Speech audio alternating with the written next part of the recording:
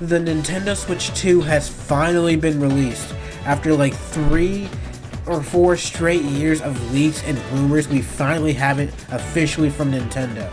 I do honestly like what they're going for here.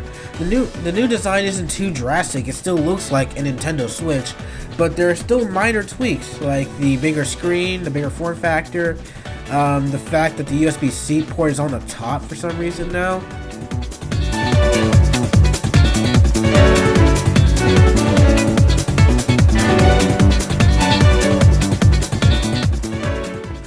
And the slightly modified kickstand, which honestly I think might be a bit of a downgrade compared to the Switch OLED. Like the Switch OLED's kickstand was super thick in the back. This one is slightly thinner.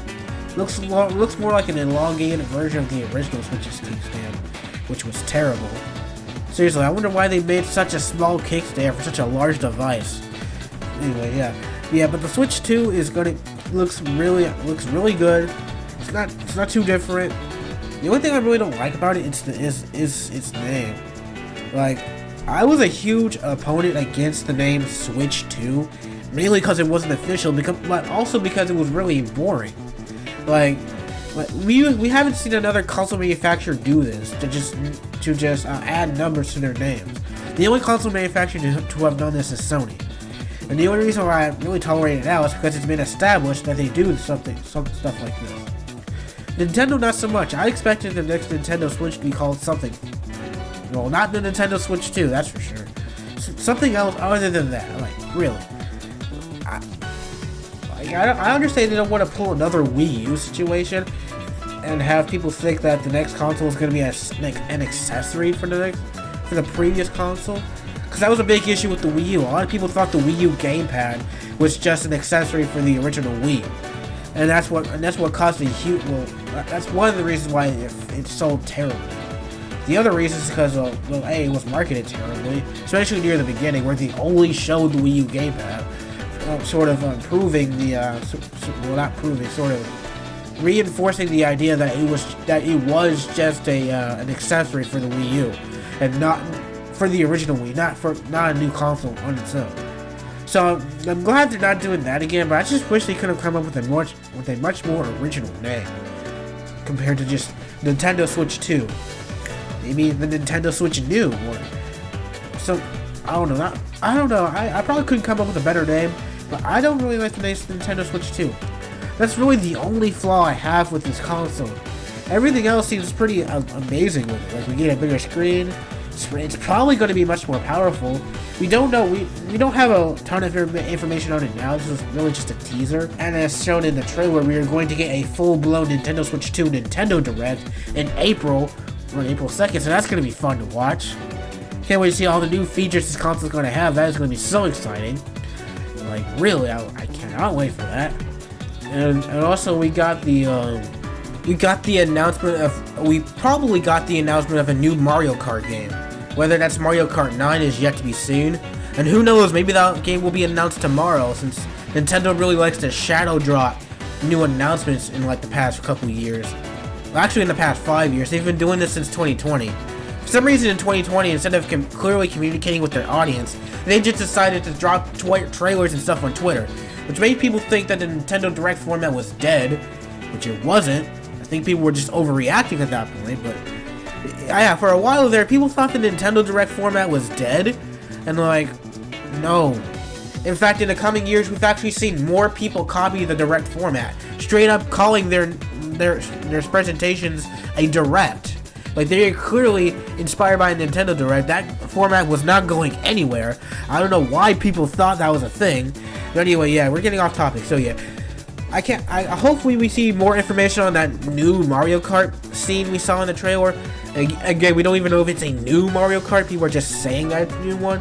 It could just be yet more footage of Mario Kart 8 Deluxe, which they've been using for the past 7 years now. Which I'm not really angry. I'm not really angered about that. I am just really surprised at how long it's been since Mario Kart 8 Deluxe came out, or even the original Mario Kart 8. The original Mario Kart 8 came out 10 years ago. That is incredible to think that we've been playing essentially the same game for over a decade. That is insane. And also, we got the brand new design of the Joy-Cons. Well, not really brand new, more like a slightly modified design of the Joy-Cons.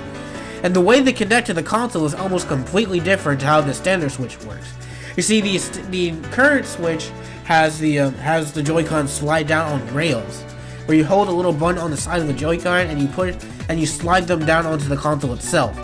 This new console seems to have some sort of connector port on them, where they connect via connector port, and you just pull them off. You just put them on and pull them off, like taking out a USB, like connecting a USB cord. It seems to be as simple as that.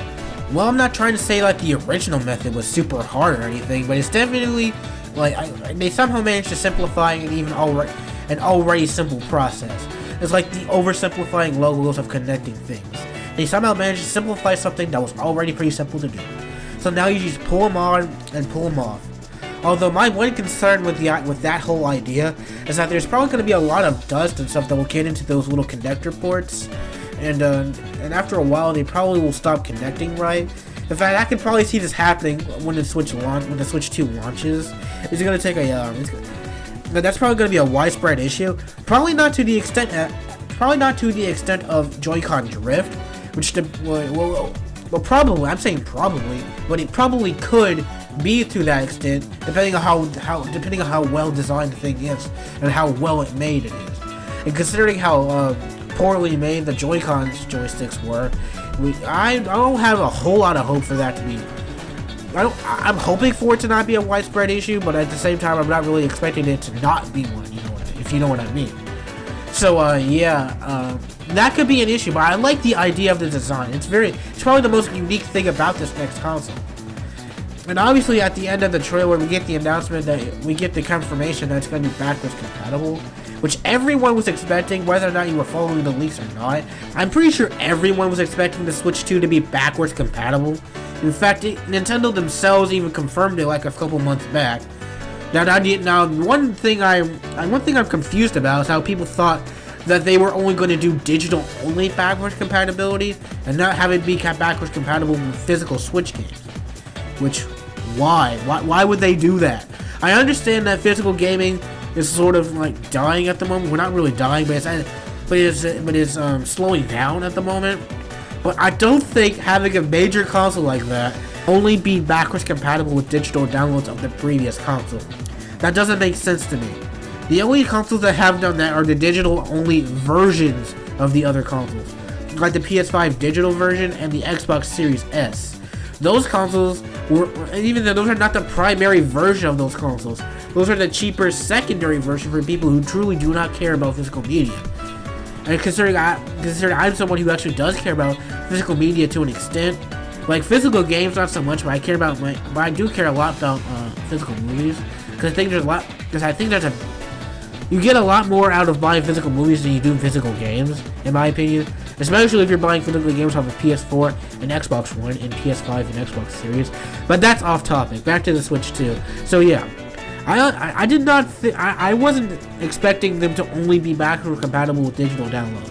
But that just doesn't seem like a reasonable thing to do.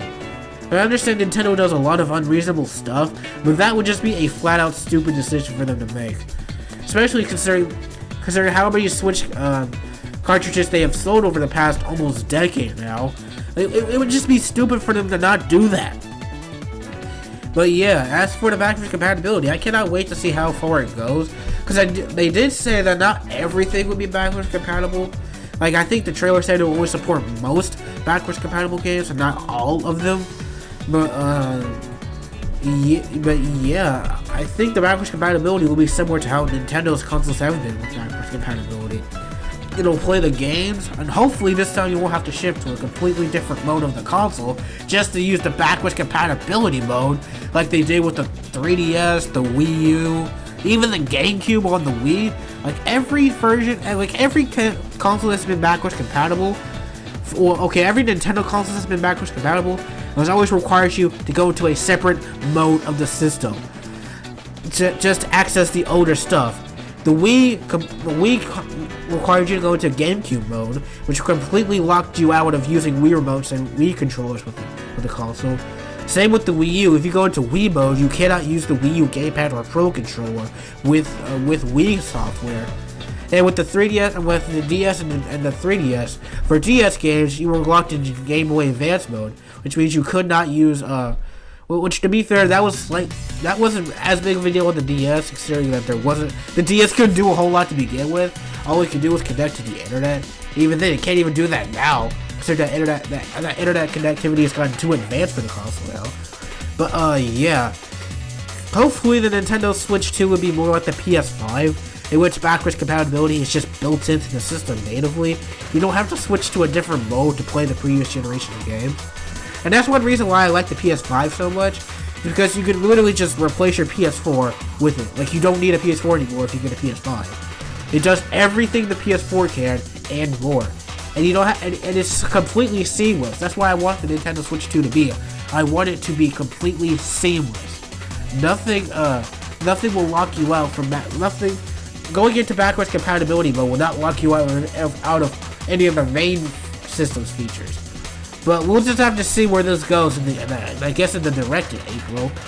And I hope the controllers for the previous Switch will be compatible with this one.